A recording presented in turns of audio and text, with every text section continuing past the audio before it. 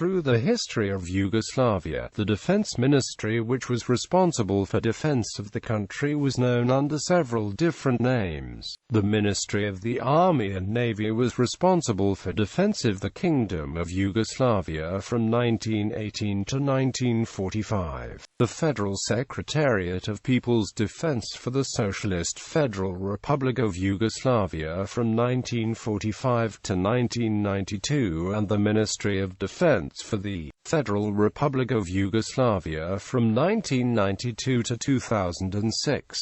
List of ministers. Minister of the Army of the Kingdom of Yugoslavia. Ministers of the Army and Navy of the Kingdom of Yugoslavia. Ministers of the Army and Navy of the Kingdom of Yugoslavia in exile. Ministers of the Army of the Kingdom of Yugoslavia in exile. Ministers of the Air Force and Navy of the Kingdom of Yugoslavia in exile. Ministers of the Army, Navy and Air Force of the Kingdom of Yugoslavia in exile. Commissioner for Defense of the National Committee for the Liberation of Yugoslavia. Federal Secretaries of People's Defense of the SFR Yugoslavia. The Federal Secretary of People's Defense of the Socialist Federal Republic of Yugoslavia was that country's defense minister during its existence, from 1945 to 1992. He was the head of the Federal Secretariat of People's Defense, and it was the most effective military person, while the Chief of the General Staff of the Yugoslav People's Army was the most professional and staff body. It was the part of the Federal Executive Council.